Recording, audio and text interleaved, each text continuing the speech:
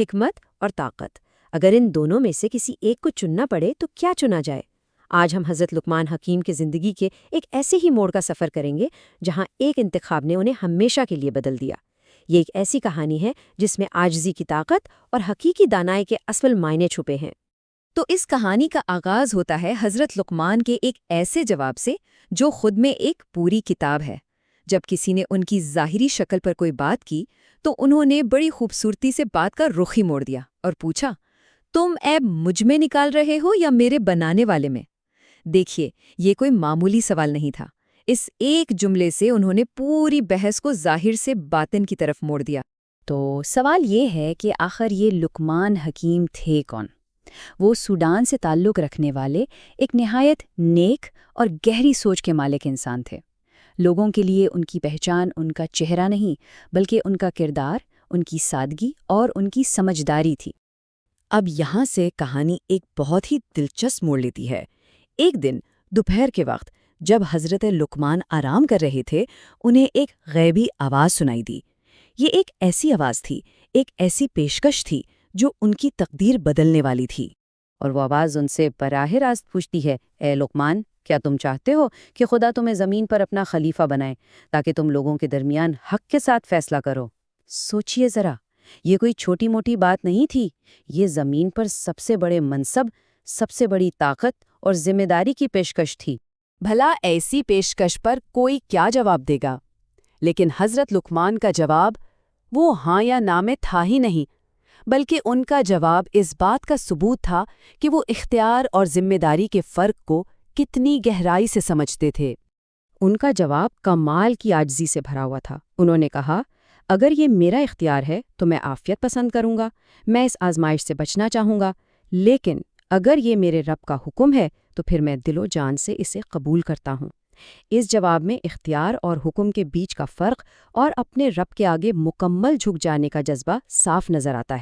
لیکن سوال یہ ہے کہ وہ حکم ماننے کے لیے فوراً تیار کیوں ہو گئے؟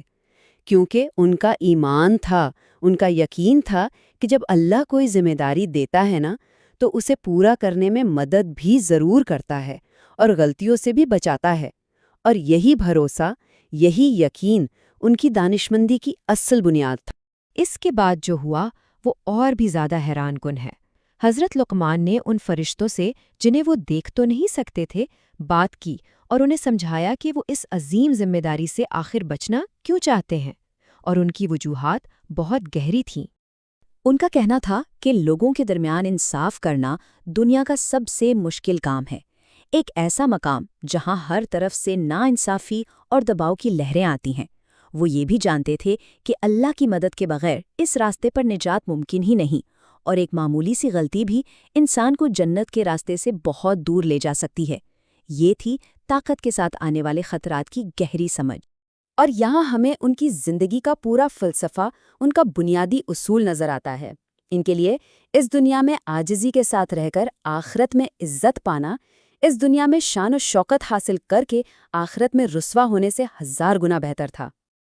ان کا ایک مشہور قول ہے جو اس پوری سوچ کو سمیٹ لیتا ہے، جو دنیا کو آخرت پر ترجیح دیتا ہے وہ نہ دنیا پاتا ہے اور آخرت کو بھی کھو دیتا ہے۔ اور بالکل اسی لیے، اسی سوچ کی وجہ سے انہوں نے دنیا کی سب سے بڑی طاقت لینے سے انکار کر دیا تھا۔ تو اس پوری گفتگو کا، اس عظیم الشان امتحان کا نتیجہ کیا نکلا؟ فرشتے وہ ان کی دلیلوں، ان کی عاجزی اور ان کی گہری سمجھ سے اس قدر متاثر ہوئے کہ بس خاموشی سے واپس چلے گئے۔ اور پھر جب حضرت لقمان سوئے تو انہیں اپنی عاجزی کا سب سے بڑا انعام ملا۔ اللہ نے ان کے دل کو حکمت کے نور سے بھر دیا۔ انہوں نے طاقت کو ٹھکرایا تھا، لیکن بدلے میں انہیں وہ چیز ملی جو طاقت سے کہیں زیادہ قیمتی تھی۔ اور اس الہی تحفے کا اثر وہ فوراً ظاہر ہوا۔ جب وہ نیند سے بیدار ہوئے تو ان کی زبان سے حکمت اور دانائی کے چشمے پھوٹ پڑے۔ ان کا انعام دنیاوی حکومت نہیں بلکہ خالص حکمت تھی۔ تو آخر یہ حکمت ہے کیا چیز؟ یہ صرف معلومات یا علم کا نام نہیں ہے۔ نہیں، یہ سچ اور جھوٹ میں تمیز کرنے اور ہر حال میں درست فیصلے لینے کی صلاحیت ہے۔ اور یہ صلاحیت انہیں انعام میں ملی ان کی نیکی، ان کی پرہیزگاری اور سب سے بڑھ کر طاقت کے اصل بوجھ کو سمجھ کر اسے ٹھکرانے کے بدلے میں۔ حکمت بس یہی ان کے پورے سفر کا حاصل تھا، یہی ان کا سب سے قیمتی خزانہ۔ اور یہ کہانی یہ ہم سب کے لیے ایک بہت اہم سوال چھوڑ جاتی ہے کہ اصل طاقت اختیار حاصل کرنے میں ہے یا اس اختیار کو ٹھکرانے کی حکمت میں۔